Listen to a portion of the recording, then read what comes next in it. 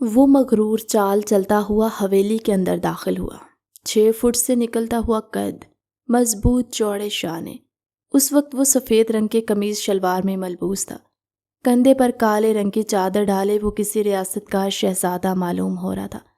معمول کے مطابق ماتھے پر بل پڑے ہوئے تھے، چہرے پر بلا کی سنجیدگی، تیکھے نین نقش پر چھائی ہوئی یہ سنجیدگی اسے مزید مغرور بناتی تھی۔ صاحب جی آئیے، میں آپ کو آپ کا کمرہ دکھاتا ہوں۔ حویلی کا خاص ملازم اس کا سامان پکڑتا ہوا حویلی کے اندر داخل ہوا۔ باقی سب کہاں ہیں؟ وہ تو اپنے کمروں میں ہے، اگر آپ کہیں تو میں ان کو… نہیں، اس کی ضرورت نہیں ہے، تم یہ سامان میرے کمرے میں رکھ دو، میں تھوڑی دیر میں فریش ہو کر آرام کروں گا۔ صاحب جیسا آپ کہیں، اس نے مؤدبانہ انداز میں تیزی سے ہاں میں سر ہلایا اور پھر اس کا سامان لے کر اس کے کمرے میں پہنچایا۔ 4 سالوں کے بعد وہ واپس آیا تھا۔ وہ واپس نہیں لوٹنا چاہتا تھا کیونکہ یہاں پر اس کے لیے کچھ بھی نہیں رکھا تھا، مگر دادی جان کے رونے اور اصرار کرنے پر اسے آنا پڑا۔ فریش ہونے کے بعد وہ اپنے کمرے کی بالکنی میں جا کر کھڑا ہو گیا۔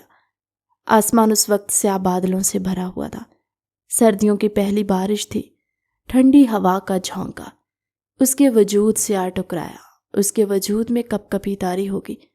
اس کی نظر لان میں ٹہلتی ہوئی اس لڑکی پر پڑی جو ہر چیز سے مکمل طور پر انجان ایک جگہ پر کھڑی ہو کر آسمان کو دیکھے جا رہی تھی۔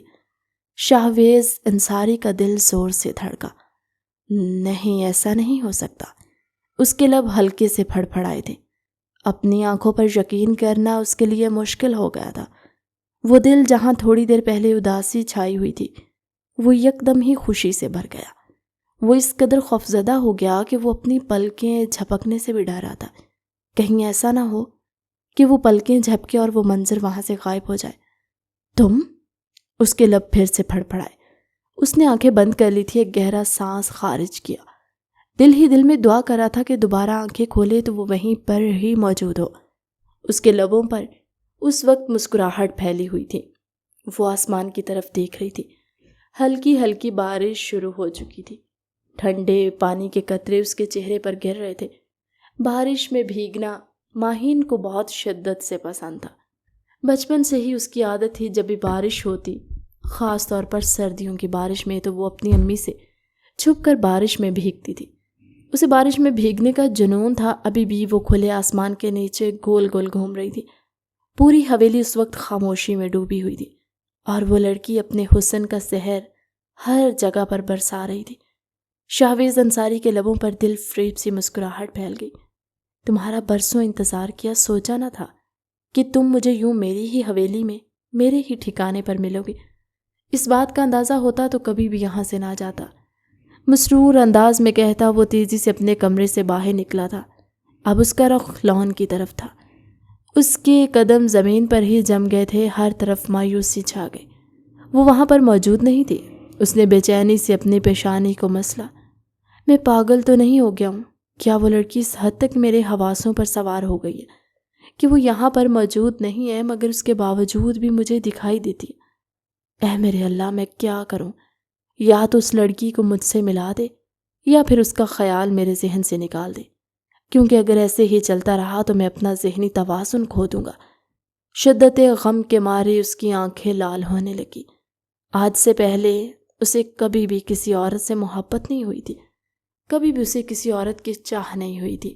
اس کی زندگی میں ہزاروں عورتیں آئی تھیں مگر ان میں سے کوئی بھی ایسی نہیں تھی جس نے اس کے دل کے دروازے پر دستک دی ہو۔ کوئی بھی عورت ایسی نہیں تھی جس نے اس کی پرسکون زندگی میں ہلچل مچائی ہو، مگر وہ ماہین جس کی ایک جھلک سے وہ اس کا دیوانہ ہو گیا تھا، سب کچھ داؤ پر لگانے کے لیے تیار ہو گیا تھا۔ وہ بے بسی سے اپنی جگہ پر ہی کھڑا تھا جب اسے دوبارہ سے ایک نسوانی ہنسی کی آواز سنائی دی۔ ہاں، یہ وہی خوبصورت ہنسی تھی۔ اب کی بار اس نے تیز تیز قدم اٹھائے اور دائیں جانب بنے برآمدے کی طرف چل دیا۔ وہ لڑکی بھیگی ہوئی برآمدے کے فرش پر اپنے پاؤں کے بل بیٹھی ہوئی تھی اور وہاں پر موجود بلی کے بچے کے ساتھ کھیل رہی تھی۔ وہ بچہ اس کے ہاتھ کے ارد گرد لوٹ پوٹ ہو رہا تھا جبکہ اس کے اس انداز پر وہ کھلکھلا رہی تھی۔ وہ جا کر اس کے قریب ہی کھڑا ہو گیا تھا۔ اس نے پلر سے ٹیک لگا لی تھی اور اب سکون سے اس لڑکی کو دیکھنے لگا۔ تم واقعی میں یہاں پر موجود ہو یا میرا وہم؟ یہ میرا وہم نہیں ہو سکتا۔ تم میری دسترس میں ہو، وہ خود سے مخاطب ہوتے ہوئے بولا۔ ماہین، جس کو لگ رہا تھا کہ وہ وہاں پر اکیلی ہے، اسی وجہ سے وہ ہر چیز سے بے نیاز تھی، اچانک ہی اس کی نظر قیمتی جوتوں پر پڑی۔ وہ مردانہ شوز تھے، بلیک کلر کے، اور پھر فرش کے ساتھ لگتی ہوئی بلیک کلر کی چادر۔ اس کا دل زور زور سے دھڑکنے لگا۔ رات کے اس پہر یہاں پر کون آ گیا؟ اس نے ڈرتے ڈرتے نگاہیں اٹھائیں۔ اس کی آنکھوں میں شاویز انصاری نے اپنے آپ کو ڈوبتا ہوا محسوس کیا تھا۔ بڑی بڑی کالے رنگ کی آنکھیں اس وقت حیرانگی اور خوف کے ملے جلے تاثرات سے، جو شاویز کو اس کی طرف بری طرح سے مائل کر رہے تھے۔ شاویز کے لیے اپنے آپ پر قابو پانا مشکل ہو گیا تھا۔ آپ یہاں پر؟ اس نے کانپتے ہوئے لہجے میں سوال کیا تھا۔ یہ تو وہی شخص تھا جس نے اسے اندر سے توڑا تھا۔ وہ تو سمجھ رہی تھی کہ اب وہ دوبارہ کبھی بھی اس کی شکل نہیں دیکھ پائے گی، تو پھر وہ یہاں پر کیسے آ گیا؟ اس کے بے حد قریب، اسے پسندیدہ نظروں سے دیکھتا ہوا۔ وہ اس کے اندر ہزاروں طرح کے سوالات کو جنم دے چکا تھا۔ وہ بہت تیزی سے پیچھے کی طرف ہٹی کہ اچانک ہی اس کا پاؤں برآمدے کی سیڑھی سے پھسلا۔ اس سے پہلے کہ وہ زمین بوس ہوتی، شاویز انصاری نے اسے اپنی مہربان باہوں میں تھام لیا۔ اس وقت ان دونوں کے چہرے ایک دوسرے کے بے حد قریب تھے۔ وہ شاویز کی گرم سانسوں کی تپش اپنے چہرے پر محسوس کر رہی تھی، اور اس کی بے چین نظروں کو دیکھ کر وہ خود بھی بے چین ہو رہی تھی۔ وہ اس کا محرم تھا، اس کے سر کا سائیں تھا، اس پر پورا حق رکھتا تھا، اور اس وقت اس کے بے حد قریب تھا۔ اس کی چلتی ہوئی انگلیوں کے لمس کو اپنی کمر پر محسوس کرتے وہ بری طرح سے ڈسٹرب ہو رہی تھی۔ اس نے اس کی گرفت سے نکلنے کی کوشش کی۔ وہ کسی نازک چڑیا کی طرح اس کی گرفت میں پھڑپھڑا رہی تھی۔ چھوڑے مجھے، اس نے کسمساتے ہوئے کہا تھا۔ مجھے تمہاری آواز نہ سنائی دے۔ یہ کہہ کر وہ اس کے چہرے کے اوپر جھک گیا، اور پھر قطرہ قطرہ اس کے ہونٹوں کو پینے لگا۔ اس نے مضبوطی سے شاویز کے کالر کو پکڑ رکھا تھا۔ اپنے اندر اٹھتے ہوئے جذبات کے لاوے پر قابو رکھنا اس کے لیے بہت مشکل ہو گیا تھا۔ یوں لگ رہا تھا شاویز سارے برسوں کی پیاس ایک ہی دن میں بجھانے کا ارادہ رکھتا۔ جب اس کے لیے سانس لینا دشوار ہو گیا تو وہ شاویز کے سینے پر ہاتھ رکھ کر اس کو خود سے دور ہٹانے کی کوشش کرنے لگی۔ اس کو دور کرنے کے بجائے شاویز نے اس کو مزید قریب کر لیا تھا۔ صرف چند لمحوں کے لیے اس نے اس کے ہونٹوں کو آزاد کیا تاکہ وہ سانس لے سکے، اور پھر اس کی چالاکی کو محسوس کرتے وہ غصے سے اس کو گھورنے لگی۔ لیکن اس سے اس چیز کا بھی زیادہ موقع نہیں ملا تھا، کیونکہ شاویز نے پھر سے اس کو خود میں سمو لیا۔ جب اسے تھوڑا سا دور ہوا تو اس کے ہونٹوں پر ایک چھوٹا سا خون کا قطرہ تھا، جسے شاویز نے اپنے انگوٹھے کی مدد سے صاف کیا۔ ماہین کی آنکھوں میں اس وقت شکایت تھی، بے بسی تھی، غصہ تھا، نفرت کی جھلک تھی۔ شاویز اسے 2 قدم کے فاصلے پر کھڑا ہو گیا تھا اور پھر سے اس کو دیکھنے لگا۔ وہ اس وقت سفید رنگ کے لباس میں ملبوس تھی۔ اس کی قمیض بھیگ کر اس کے وجود سے چپکی ہوئی تھی۔ اس کے وجود کے نشیب و فراز صاف نظر آ رہے تھے۔ اس کی پسندیدہ عورت اس کے سامنے اس حالت میں موجود اس کے جذبوں کو ایک بار پھر سے بھڑکانے لگی۔ بلکہ اگر وہاں پر اس کے علاوہ کوئی اور مرد ہوتا تو وہ بھی اپنے ہوش و حواس کھو بیٹھتا۔ رات کے اس پہر یہاں پر کیا کر رہی تھی تم؟ تمہیں اندازہ ہے کہ اس بارش میں بھیگ کر تم بیمار پڑ سکتی ہو؟ وہ ہلکے سے نرم لہجے میں اس کو ڈانٹتے ہوئے بولا۔ دل تو نہیں کر رہا تھا کہ اس پر اس طرح کی شکایتیں کرے اور اسے ڈانٹے، مگر بات بھی تو بڑھانی تھی۔ اس کی نظروں کو اپنے وجود پر محسوس کرتے ہوئے وہ خود کو چھپانے کی کوشش کرنے لگی۔ اس وقت اس نے سفید رنگ کا کریپ کا دوپٹہ اوڑھ رکھا تھا۔ چادر تو کب کی زمین بوس ہو چکی تھی۔ اس دوپٹے میں بھی وہ خود کو چھپا نہیں پا رہی تھی۔ اس کی سفید بازو اس دوپٹے میں نمایاں ہو رہے تھے۔ آج سے پہلے اس نے کبھی بھی خود کو اتنا بے بس محسوس نہیں کیا تھا۔ میں نے آپ سے سوال کیا ہے محترمہ، میرے سوال کا جواب دیں۔ شاویز نے جب یہ محسوس کیا کہ وہ اس کے سوال کا جواب دینے کے بجائے دوبارہ سے خود کو چھپانے کی کوشش کرنے لگی ہے تو وہ تھوڑا سا بدمزہ ہوا تھا۔ جہاں تک مجھے لگتا ہے محترم، آپ کو اب سوال کرنے کا کوئی حق نہیں ہے، اس نے تلخی سے جواب دیا۔ یہ سن کر اس کے لبوں پر دھیمی سی مسکراہٹ پھیل گئی۔ آپ کی کس کی اجازت سے میرے قریب آئے تھے؟ وہ اب اس کی آنکھوں میں گھورتی ہوئی زخمی شیرنی بنی اس کو اپنے دل میں اترتی ہوئی محسوس ہوئی۔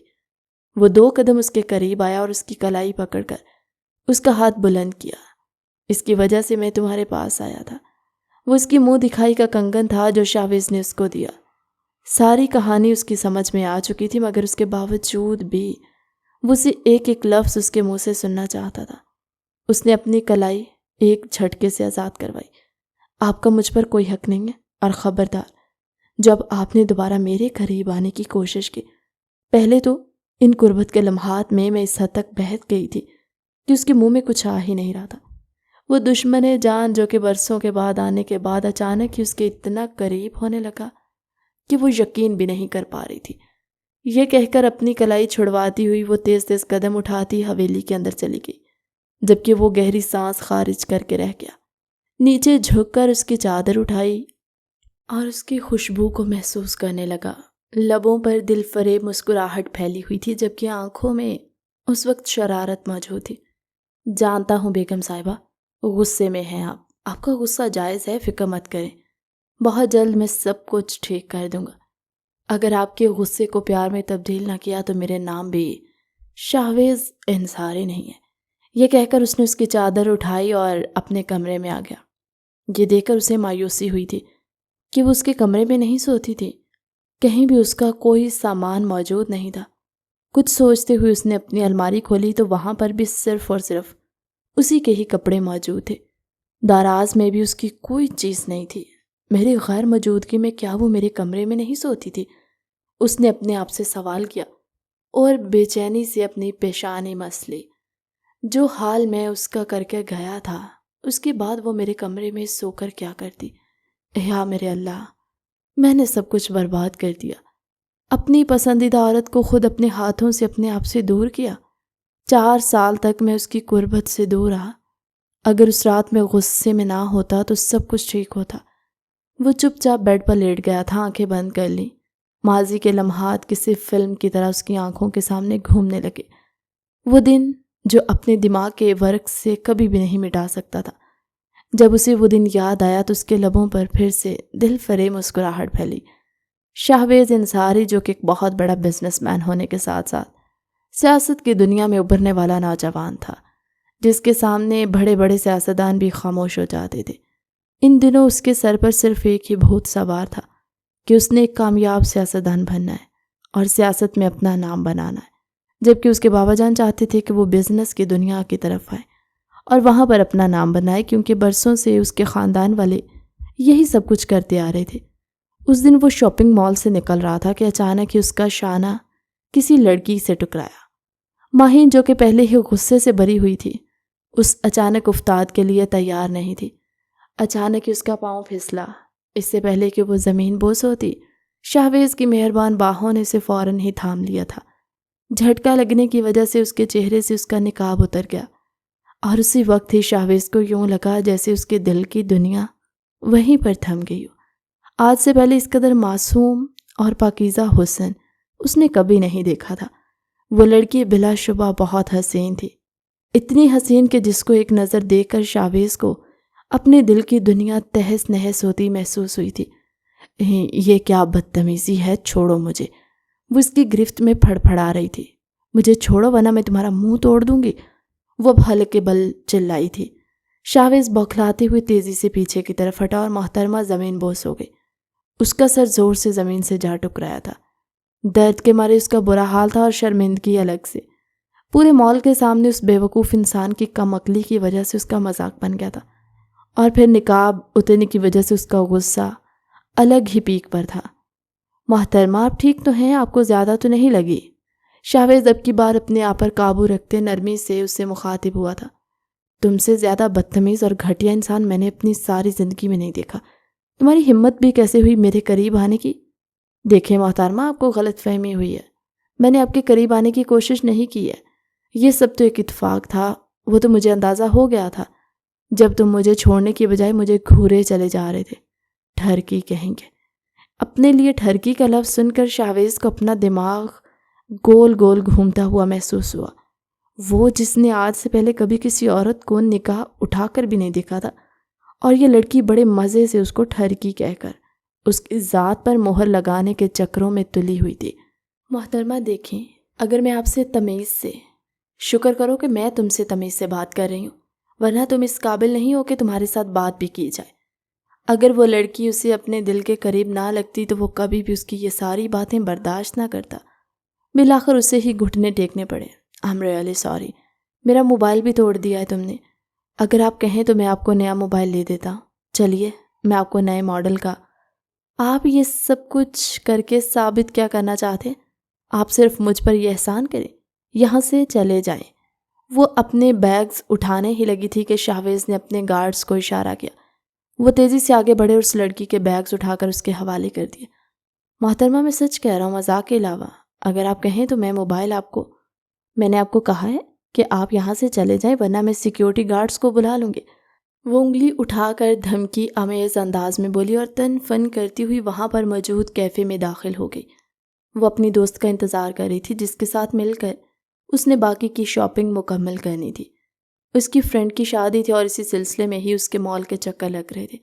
شاہویز بھی اسی کیفے میں موجود ایک ٹیبل پر جا کر بیٹھ گیا، مگر وہ اس انداز میں بیٹھا تھا کہ وہ لڑکی اس کو نہیں دیکھ سکتی تھی، لیکن شاہویز اس کو بڑے آرام سے دیکھ سکتا تھا۔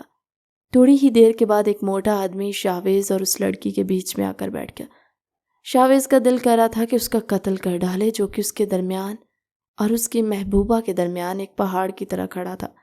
اس نے اپنے گارڈز کے کانوں میں جھکتے ہوئے کچھ کہا تو اس کا گارڈ اس کی طرف بے چینی سے دیکھنے لگا۔ صاحب جی، مجھے نہیں لگتا کہ یہ کام کرے گا۔ کہیں ایسا نہ ہو کہ یہ غصہ کر جائے اور پھر شور کی آواز سن کر وہ بی بی صاحبہ، تم سے جو کہا ہے وہ کرو، بلکہ ایسا کرو، اسے یہ پیسے دو اور اسے کہو کہ وہ یہاں سے اٹھ کر چلا جائے۔ گارڈ نے ایسا ہی کیا۔ موٹا آدمی تو پیسے پا کر یوں خوش ہو رہا تھا جیسے اسے کوئی بہت بڑا خزانہ مل گیا، اور کیسے نہ خوش ہوتا۔ یہاں سے اٹھنے پر اسے صرف اور صرف یہاں سے اٹھنے پر ہی 50,000 مل گئے تھے۔ وہ اب ایک بار پھر سے پرسکون انداز میں نقاب میں چھپا ہوا اس کا چہرہ دیکھ رہا تھا۔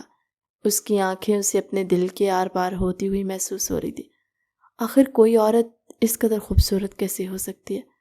صاحب جی، آپ کے دوست کی کال آ رہی ہے، وہ کہہ رہے ہیں کہ آپ کی میٹنگ ہے، اگر میٹنگ اٹینڈ نہ کی تو کروڑوں کا نقصان ہو جائے گا۔ اس کو بولو میں نہیں آ رہا، وہ میٹنگ کسی اور دن رکھوا لیں۔ مگر صاحب جی، جو کہا ہے وہ کرو۔ شاہویز نے گھورا تو گارڈ بھی سیدھا ہو کر کھڑا ہو گیا تھا۔ محترمہ، آپ کسی سے موبائل پر مصروف تھیں۔ ان کے ماتھے پر پڑے ہوئے بل اور پھر چھوٹی چھوٹی آنکھیں بتا رہی تھی کہ وہ بہت غصے میں ہیں۔ تب تک وہ گاڑی میں ایک نئے ماڈل کا موبائل بھی منگوا چکا تھا، جو کہ یقیناً iPhone 16 تھا، اور پھر تھوڑی ہی دیر کے بعد اس نے وہ موبائل بہانے سے اس لڑکی کی ٹیبل پر رکھ دیا۔ مہین کوئی بیوقوف یا چھوٹی بچی نہیں تھی، اس کو اندازہ ہو گیا کہ وہ آدمی آس پاس ہی موجود ہے۔ اس نے اپنی آنکھوں کو تھوڑی سی زحمت دی تو وہ اسے کونے کی ٹیبل پر بیٹھا ہوا نظر آیا۔ اس سے زیادہ گھٹیا شخص میں نے اپنی ساری زندگی میں نہیں دیکھا۔ وہ یہ کہہ کر تن فن کرتے ہوئے وہاں سے اٹھ کر چلی گئی تھی۔ جب وہ گھر واپس آئی تو اس کا موڈ بری طرح سے خراب تھا۔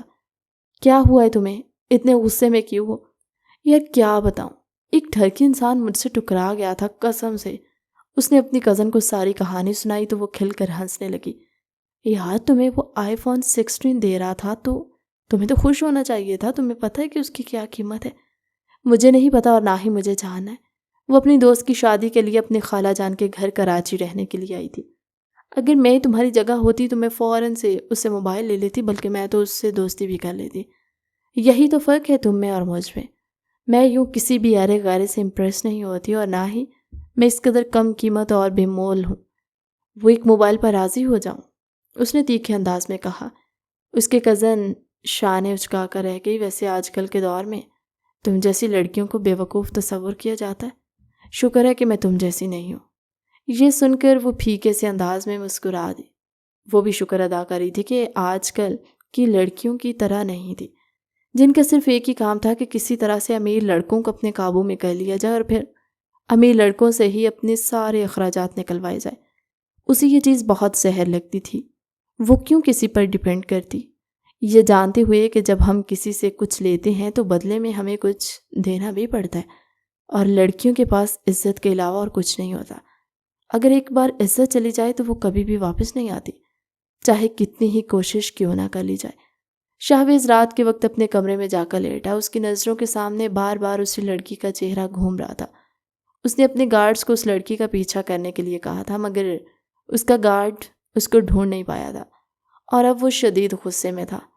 تم لوگوں سے کام ٹھیک طرح سے نہیں ہوتا، مجھے وہ لڑکی ہر حال میں چاہیے۔ مجھے بتاؤ کہ وہ کون ہے، کہاں پر رہتی ہے، ایک ایک ڈیٹیل مجھے میری ٹیبل پر لا کر دو۔ وہ اس وقت وہاں پر موجود اپنے گارڈز پر چلا رہا تھا۔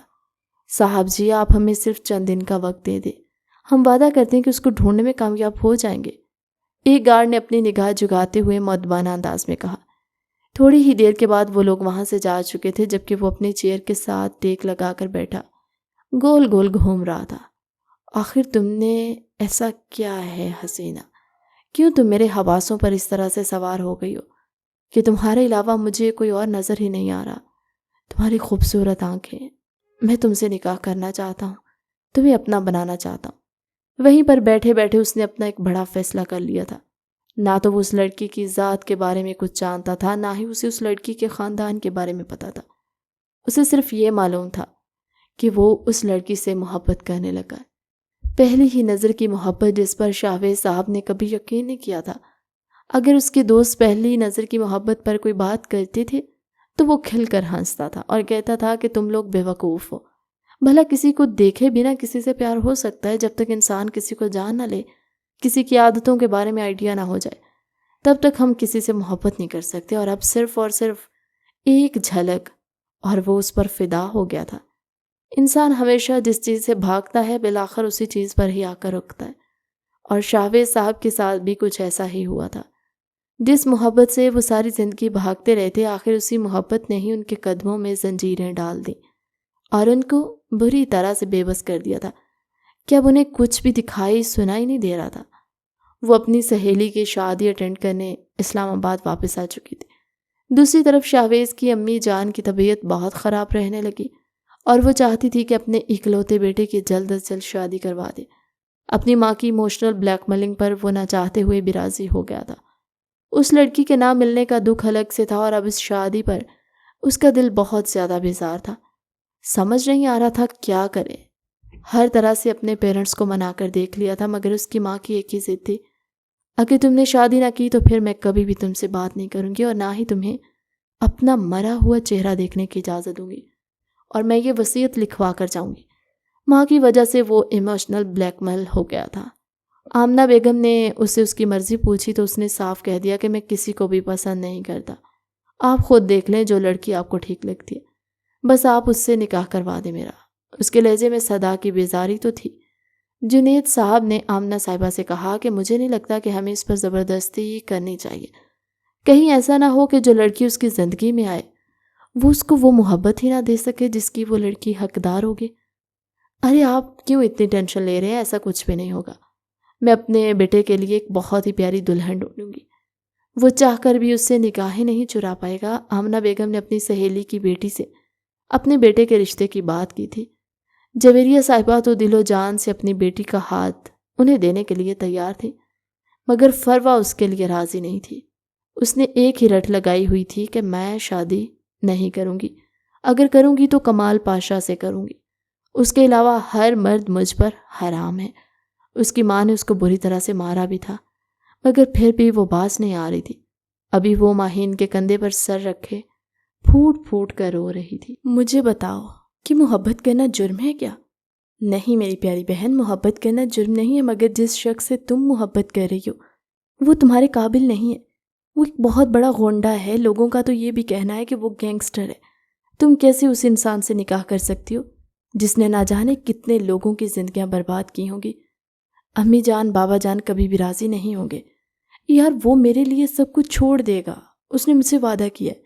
اب وہ اپنے بابا کا بزنس دیکھنے لگا ہے، لیکن ماضی میں جو اس کے اوپر داغ لگائے گئے ہیں وہ کبھی بھی ختم نہیں ہو سکتے، اور بابا جان کو بھی ایسے لوگوں سے شدید نفرت ہے۔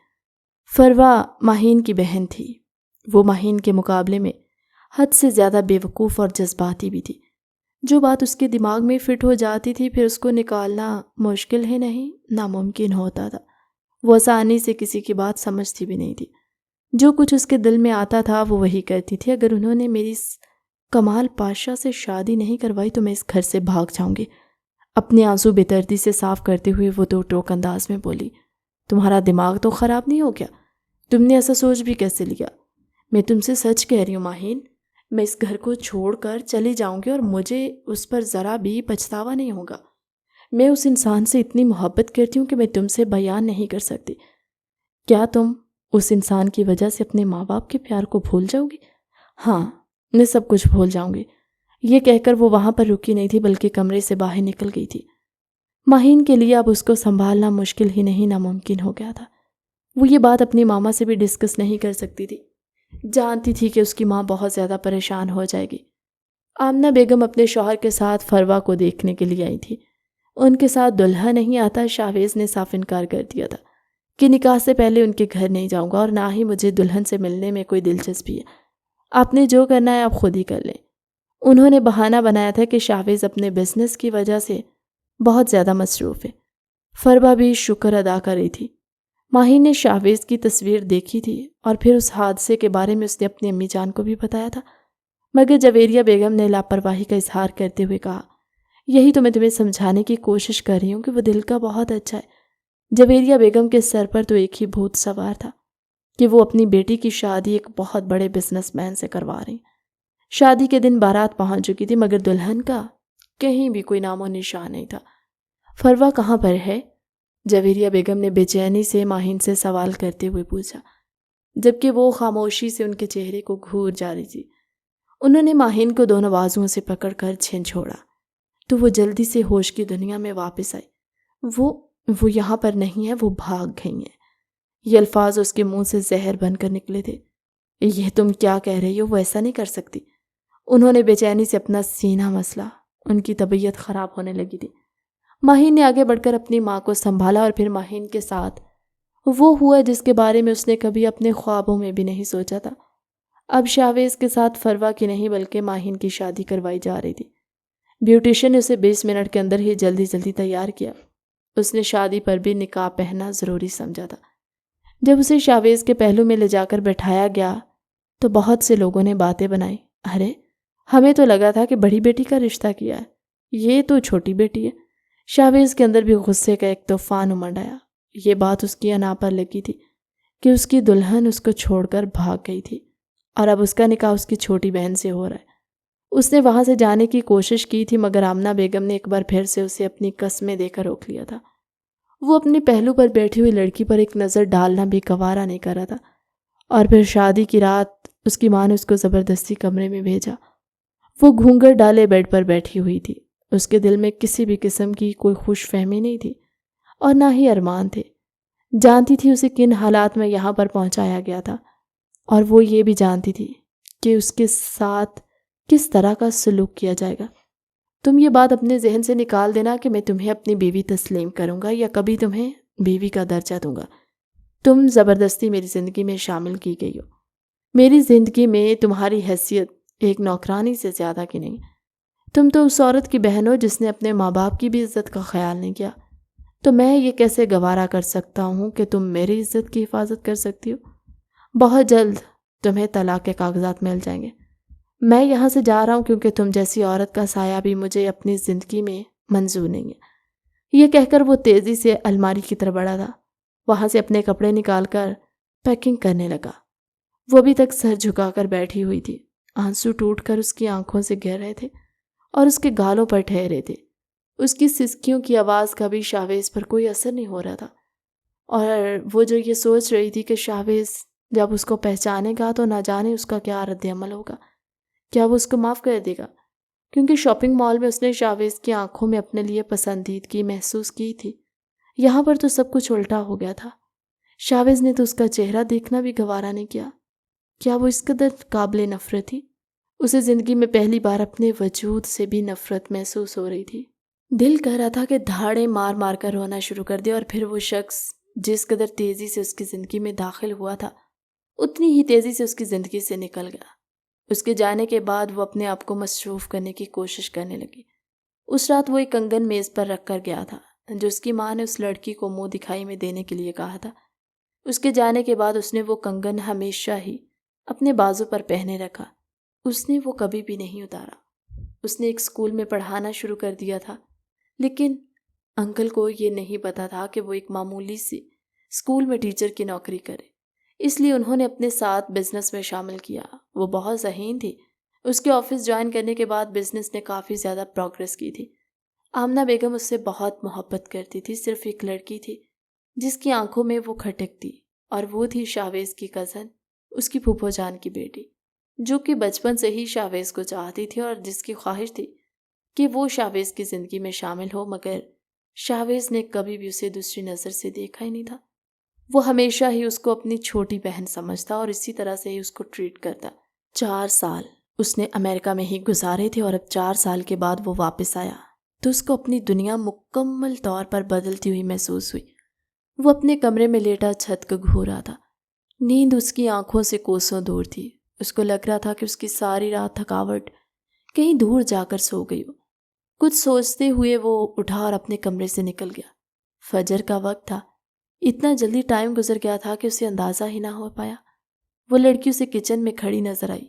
مہین کی عادت تھی کہ وہ روز صبح فجر کے وقت اٹھتی، نماز پڑھنے کے بعد کافی کا ایک کپ پیتی اور پھر تھوڑی دیر واک کرتی۔ وہ پلٹنے ہی لگی تھی کہ اس کا سر شاویز کے سینے سے ٹکرایا۔ اف اللہ جی، مار ڈالا ہے مجھے۔ وہ درد سے بلبلا اٹھی۔ اس کے سسکنے کی آواز پر شاویز تڑپ گیا۔ تم ٹھیک تو ہو؟ ایک نظر مہین پر ڈالی جس کی آنکھیں لال تھی۔ صاف ظاہر ہو رہا تھا کہ وہ پوری رات نہیں سوئی تھی۔ میں ٹھیک ہوں، اس نے اپنے دھڑکتے ہوئے دل کو سنبھالتے ہوئے کہا۔ رات کے وقت وہ اپنے کمرے میں اسی جگہ اسی چیز کے بارے میں ہی سوچتی رہی۔ اس کی باجی جن کے پاس وہ قرآن پڑھنے کے لیے جاتی تھی، انہوں نے اسے یہی سمجھایا ہوا تھا، چاہے کچھ بھی ہو جائے اپنے شوہر سے بدتمیزی نہیں کرنی۔ شوہر جو بھی بات کرے اس کو ماننا ہے اور ہر حق بات میں اس کا ساتھ دینا۔ تو وہ کیسے اس کو اس کا حق وصول کرنے سے روک سکتی تھی؟ مگر یوں اس کو اچانک سے اپنے قریب آنے دینا بھی اس کے لیے مشکل تھا، کیونکہ جب وہ رات اس کو یاد آتی تو اس کا دل دکھنے لگتا تھا۔ اس نے اپنا سر اس چھوٹی سی لڑکی کے کندھے پر رکھا اور اس کے کانوں میں سرگوشی کرتے ہوئے کہا، I'm really sorry۔ میں چاہتا ہوں میں تمہارے ساتھ بیٹھ کر ساری چیزیں کلیئر کر لوں۔ میں نہیں چاہتا ہمارے تعلق میں مزید کسی قسم کی کوئی رکاوٹیں آئیں۔ جی ٹھیک ہے، جیسا آپ کو بہتر لگے۔ پلیز مجھ سے دور ہو، اس نے کانپتے ہوئے لہجے میں جواب دیا۔ اس کا وجود بھی ہولے ہولے لرز رہا تھا۔ شرم کے مارے اس کا چہرہ لال ہوا تھا۔ اسے بھی تو یہ بات سمجھنی چاہیے تھی کہ اس رات وہ بہت غصے میں تھا۔ اگر اس کی جگہ پر وہاں پر کوئی اور شخص ہوتا تو وہ شاید اس سے بھی زیادہ ایکسٹریم قسم کا رد عمل دیتا۔ مجھے لگتا ہے کہ اب مجھے چلنا چاہیے، وہ یہ کہہ کر وہاں سے بھاگنے ہی لگی تھی کہ شاویز نے اس کا ہاتھ پکڑا۔ میں تھوڑی ہی دیر میں تمہارے کمرے میں آ رہا ہوں، کمرہ اندر سے لاک مت کرنا۔ اس کے گالوں کو تھپکتا ہوا اس نے اسے وہاں سے جانے کا اشارہ کیا۔ وہ بھاگتی ہوئی اپنے کمرے میں داخل ہوئی تھی۔ دیوار سے ٹیک لگا کر وہ گہرے گہرے سانس لے رہی تھی۔ اس کی قربت اس کو اس طرح سے ہی ڈسٹرب کر دیتی تھی۔ اف اللہ جی، یہ انسان میری جان لے لے گا۔ شیشے میں اپنے چہرے کو دیکھتے ہوئے وہ خود سے ہی کنفیوز انداز میں بولی تھی۔ جب وہ کمرے کے اندر داخل ہوا تو وہ شیشے سے دور ہو گئی تھی۔ شاویز نے ڈور لاک کیا اور اس کے ساتھ ہی اسے اپنا دل بھی جھکڑتا ہوا محسوس ہوا۔ جیسے جیسے وہ اس کے قریب آ رہا تھا ویسے ویسے وہ پیچھے ہٹتی جا رہی تھی، اور پھر دیوار کے قریب جا کر وہ رک گئی۔ تم سوچ بھی نہیں سکتی ہو کہ میں تم سے کس قدر شدید محبت کرتا ہوں۔ شاویز نے مال کا سارا واقعہ اس کو سنایا اور اس کو بتایا کہ اس دن کے بعد وہ کیسے اس کو تلاش کرتا رہا۔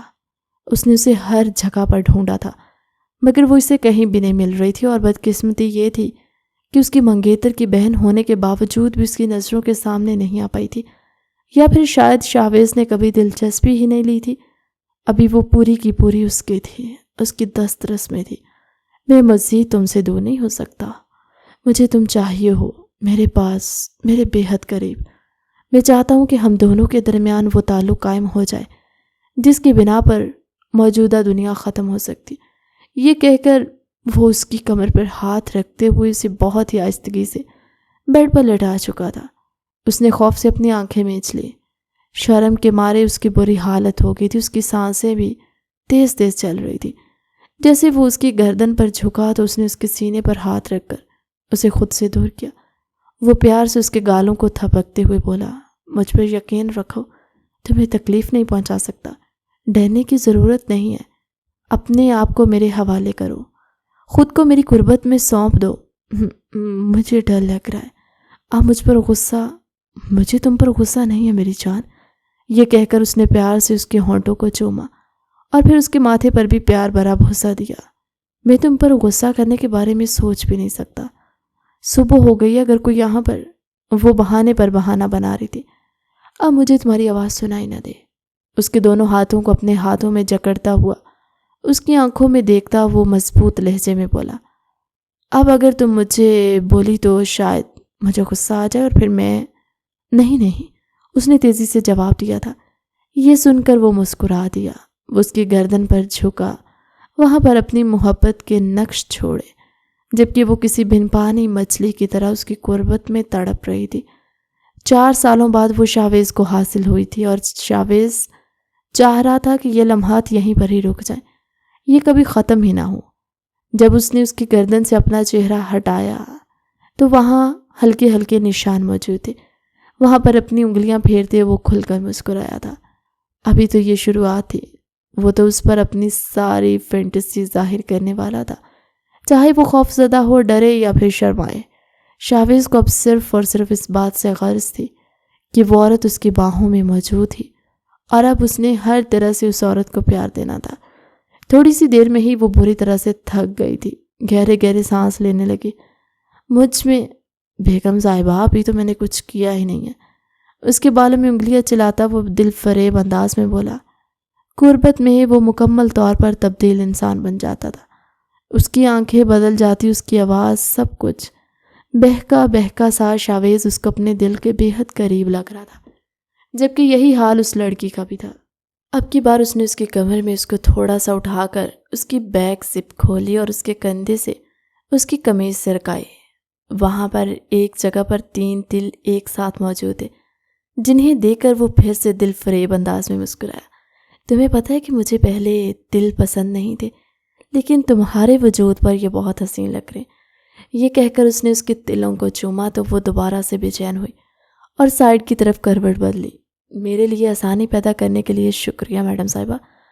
باقی کی زپ کھول کر وہ اس کو دوبارہ سے سیدھا کر چکا تھا۔ اب اس کے سامنے بغیر شرٹ کے موجود تھی۔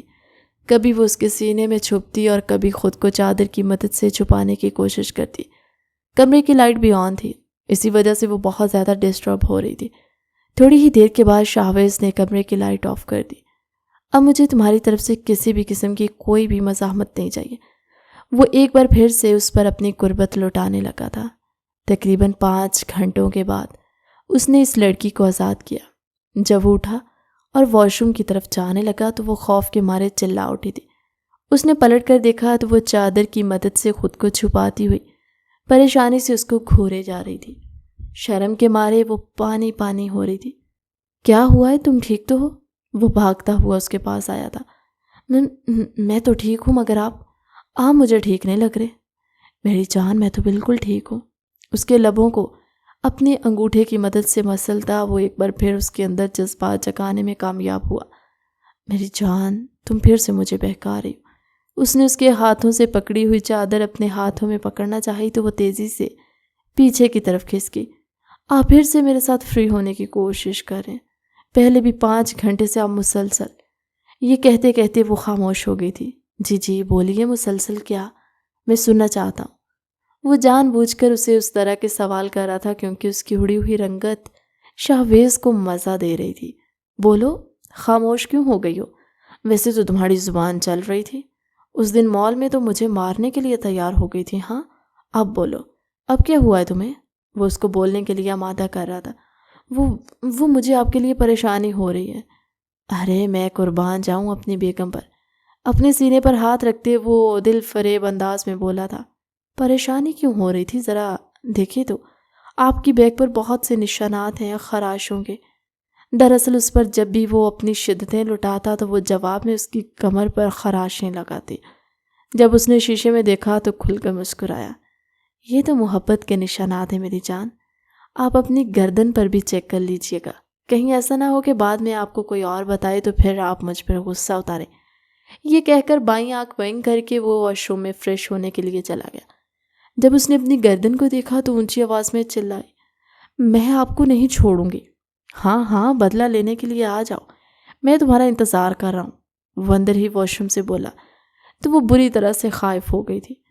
میں آپ سے سچ کہہ رہی ہوں، آپ مجھ سے بچ کر رہیں اب، کیونکہ اب جو میں آپ کے ساتھ کروں گی وہ آپ سے کسی بھی طور پر برداشت نہیں ہوگا۔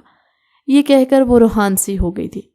اب میں یہ کیسے چھپاؤں گی؟ لڑکیوں کے پاس تو میک اپ کا سامان بھی ہوتا ہے، تم اس کو استعمال کرنا۔ ویسے میں تو چاہتا ہوں تو میری گردن پر بھی اس طرح کے نشانات بناؤ، اور میں سچ کہتا ہوں مجھے بالکل برا نہیں لگے گا، بلکہ میں تو خوش ہوں گا۔ جب کوئی مجھ سے پوچھے گا تو میں فخر سے بتاؤں گا آپ بہت ہی بے شرم ہیں۔ تقریباً 5 منٹ مزید گزرے تھے جب اسے اس دشمن جان کی آواز پھر سے سنائی دی۔ مجھے لگتا ہے کہ میں اپنا ٹاول باہر ہی بھول آیا ہوں، ذرا مجھے وہ ٹاول تو پکڑانا۔ میں آپ کو نہیں پکڑاؤں گی۔ ارے دیکھو تو اپنے ہی شوہر پر یقین نہیں ہے۔ جی بالکل ٹھیک کہہ رہے ہیں آپ، مجھے آپ پر بالکل بھی یقین نہیں ہے۔ سوچ لو پھر، اگر میں خود ہی باہر آ گیا تو پھر شاید تم سے یہ کسی بھی طور پر قابل برداشت نہیں ہوگا۔ آپ مجھے دھمکیاں نہیں دے سکتے۔ مت بھولیں کہ میں ابھی بھی آپ سے ناراض ہوں۔ ٹھیک ہے تو پھر میں آپ کی ناراضگی بھی دور کرنے کے لیے بھی آتا ہوں۔ نہیں رکیے، آپ وہیں پر ہی ٹھہرے۔ میں دل ہی دل میں اس کی باتوں سے نواز دی۔ وہ ٹاول اٹھا کر شش و پنج میں مبتلا واش روم کے دروازے کے باہر ہی کھڑی تھی۔ ارے آؤ، ابھی تھوڑی سی آگے آؤ۔ اب کیا میں وہاں سے ٹاول پکڑتا ہوا اچھا لگتا ہوں؟ اس سے تو اچھا ہے کہ میں باہر ہی چلا آتا ہوں۔ نہیں رکے نا، کیوں آپ ایسے کرتے میرے ساتھ؟ وہ منہ بناتے ہوئے بولی۔ جیسے ہی وہ تھوڑی سی آگے ہوئی تو وہ اس کا ہاتھ پکڑ کر اس کو اپنی جانب کھینچ کر دیوار کے ساتھ لگا چکا تھا۔ شاور کھلا ہوا تھا اور وہ اس سے بھیگتی جا رہی تھی۔ اس نے آنکھیں بند کی ہوئی تھی۔ اس کا وجود ایک بار پھر سے مکمل طور پر بھیگ گیا تھا۔ اس وقت وہ اس کی ہی شرٹ میں موجود تھی۔ وہ بہت پیاری اور معصوم سی لگ رہی تھی۔ میں نے اپنی زندگی کے 4 سال ضائع کر دیے ہیں، وہ اس کے گالوں کو پیار سے تھپکتا ہوا ایک دل فریب انداز میں بولا۔ ہاں تو یہ آپ کا قصور ہے، اس میں میرا تو کوئی قصور نہیں ہے، وہ منہ بناتے ہوئے جواب دینے لگی۔ بس اسی زبان کی ہی مجھے تلاش تھی۔ میں چاہ رہا تھا کہ تم کل بھی اسی طرح زبان درازی کرو، لیکن محترمہ تو یوں گھبرا رہی تھی جیسے پتہ نہیں کیا ہو گیا۔ اب جیسے انسان سے گھبرایا نہیں جاتا بلکہ ڈرا جاتا ہے۔ اتنا بڑا دیو جب آپ کے اوپر آ کر آپ کو… جی بولے، میں سن رہا ہوں، اور سچ کہوں تو اپنے لیے دیو کا لقب سن کر مجھے بالکل بھی غصہ نہیں آ رہا۔ اگر تم کہو گی تو میں اس سے بھی بڑا دیو بننے کے لیے تیار ہوں۔ وہ اس کے ارادوں کو بھانپتی ہوئی تیزی سے سائڈ کی طرف نکلنے ہی لگی تھی کہ اس نے فوراً سے اپنے بازو سامنے رکھ دی۔ آپ یہاں پر اپنی مرضی سے آئی تھی، مجھے آپ نے دھوکے سے بلایا تھا سرتاج، وہ اسی کے انداز میں ڈرامائی انداز میں بولی۔ وہ نہ چاہتے ہوئے بھی کھل کر مسکرا دیا۔ ایک بار پھر سے اس کے سر کے ساتھ سر جوڑ کر کھڑا ہو گیا اور اس کی ناک سے اپنی ناک ٹکراتے ہوئے پیار بھرے انداز میں بولا تھا، تم میرے لیے بہت خاص ہو، اتنی خاص کہ میں تم سے بیان نہیں کر سکتا۔ میں نے فیصلہ کیا ہے کہ ہم اپنا ہنی مون منانے کے لیے جائیں گے۔ وہاں پر بہت ہی خوبصورت جگہ ہے، لیکن تم سے زیادہ پیارا کچھ بھی نہیں۔ ویسے تمہارے ساتھ جہاں کہیں بھی جاؤں گا وہیں پر ہی میرا ہنی مون فائنل ہو جائے گا، لیکن پھر بھی میں چاہتا ہوں تمہارے ساتھ خوبصورت جگہوں پر لمحات گزارو۔ باہر دروازے پر دستک ہوئی تو وہ ہڑبڑا کر اسے سائڈ ہو گئی۔ یہ دیکھو، اتنا خوف باہر کے لوگوں کا کہ اپنے شوہر کو ہی چھوڑ دیا تم نے۔ شرم کر جائیں آپ، کسی کو بھی پتہ نہیں ہوگا کہ آپ اس وقت میرے پاس موجود ہیں۔ اگر پتہ چل بھی جاتا ہے تو مجھے نہیں لگتا کہ اس میں پریشانی کی کوئی بات ہے۔ دادی جان تو خوش ہوں گی کہ چلو میرا پوتا اور میری پوتی راضی ہو گئے۔ اب جلد از جلد اس حویلی میں بچوں کی فوج آنے والی ہے۔ بالکل بھی نہیں، خبردار جو آپ نے 2 سے زیادہ بچوں کے بارے میں سوچا۔ ارے 2 تو مذاق میں ہی ہو جاتے، میں تو 12-13 کے بارے میں سوچ رہا تھا۔ اس کا چہرہ شرم کے مارے ایک بار پھر سے لال ہو گیا۔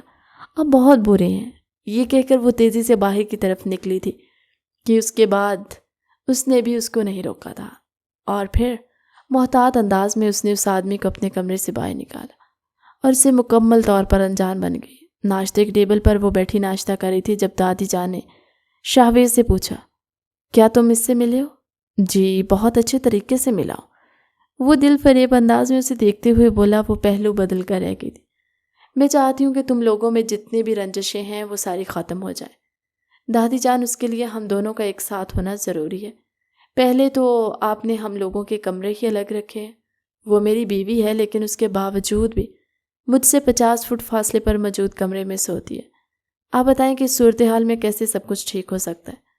اس کی اس بے باکی سے کہنے پر وہ اپنی گردن جھکا کر رہ گئی تھی۔ بیٹا جی، یہ تو صرف تھوڑا سا ہی فاصلہ ہے، جس سے مجھے نہیں لگتا کہ آپ کو اتنا فرق پڑنا چاہیے۔ اصل فاصلہ تو وہ تھا جو آپ نے خود قائم کیا تھا۔ آپ کو کس نے کہا تھا کہ 4 سال تک اپنی بیوی کو اپنا چہرہ نہ دکھائے، اور اب واپس آ کر ہمیں ہی باتیں سنا رہے ہیں؟ واہ بیٹا جی، دادی جان پلیز یار، اتنا بھی سچ نہیں بولنا چاہیے تھا۔ وہ منہ بناتے ہوئے بولتا، اس وقت اس کو بہت کیوٹ لگ رہا تھا۔ خیر، میں چاہتا ہوں آپ کو میری بیوی کا سامان میرے کمرے میں سیٹ کر دیں۔ بہو، کیا تمہیں منظور ہے؟ کیا تم اس نالائق کو معاف کرو گی؟ دادی جان، جیسا آپ کو بہتر لگے۔ اس نے سب کچھ دادی جان کے اوپر ڈال دیا تھا۔ تمہیں تو میں دیکھ لوں۔ وہ کمرے میں گئی تو وہ پہلے سے ہی موجود تھا۔ آپ یہاں پر؟ پہلے تو مجھے یہ بتاؤ کہ دادو جان کے سامنے تم نے میرے حق میں بات کیوں نہیں کی تھی؟ میں نے تو بولا تھا کہ دادی جان آپ دیکھ لیں، وہ تو گھر کی بڑی ہیں، ظاہر سی بات ہے بڑوں کی۔ میں تمہیں بتاتا ہوں۔ اس کے پیچھے بھاگا تو وہ تیزی سے کمرے سے نکلتی چلی گئی۔ کچھ ہی دنوں میں ان دونوں میں سب کچھ نارمل ہونے لگا، لیکن ان سب چیزوں میں ایک چیز تھی جو ابھی بھی اس کو کھٹک رہی تھی، اور وہ یہ تھی کہ شاویز کی کزن، جس کا اس کی زندگی میں کوئی خاص رول بھی نہیں تھا، وہ جان بوجھ کر صبح صبح ان کی حویلی میں آ جاتی۔ اکثر تو وہ شاویز کے لیے خود اپنے ہاتھوں سے کھانا بناتی۔ جب ماہین یہ دیکھتی تو اس کا خون غصے سے کھولنے لگتا۔ اس کا بس نہیں چلتا کہ وہ اس لڑکی کو جان سے مار دے۔ شاویز اس کی جیلسی سے ابھی تک واقف نہیں تھا۔ ایک دن جب وہ کمرے کے اندر داخل ہوا، وہ غصے سے بیڈ پر پٹک رہی تھی۔ اور یہ کیا ہوا ہے تمہیں؟ تم اتنے غصے میں کیوں ہو؟ مجھ سے نہیں بلکہ اس سے جا کر سوال کریں جس کے ساتھ آپ کچھ زیادہ ہی فری ہونے لگے۔ کس کی بات کر رہی ہو تم؟ آپ کی اس کھڑوس کزن کی، پھوپھو کی بیٹی کی۔ پہلے تو مجھے آپ کی پھوپھو کی بیٹی زہر لگتی تھی، لیکن اب وہ کزن بھی مجھے ایک آنکھ نہیں بھاتی۔ وہ واویلا مچاتے ہوئے بولی۔ تھوڑی دیر پہلے تک اس کا موڈ بہت خوشگوار تھا۔ گھر سے اس کو کال آئی تھی، اس کی بڑی بہن فروا واپس آ چکی تھی، اور کمال پاشا واقعی میں ایک اچھا شوہر ثابت ہوا تھا۔ اس نے خود بھی فروا کے پیرنٹس سے معافی مانگی۔ ماہین نے بھی اپنے ماما بابا کو یہی کہا تھا کہ اس کو معاف کر دیں۔ اب چونکہ وہ اپنی زندگی میں خوش ہے تو اس کا فیصلہ غلط ثابت نہیں ہوا، تو مجھے نہیں لگتا کہ آپ کو اس کے ساتھ مزید ناراضگی دکھانی چاہیے۔ اس کے 2 بچے بھی تھے، وہ ان سے ملنے کے لیے جانا چاہتی تھی، مگر اب اسے شاویز کو یہاں پر اکیلے چھوڑنا بھی اچھا نہیں لگ رہا تھا۔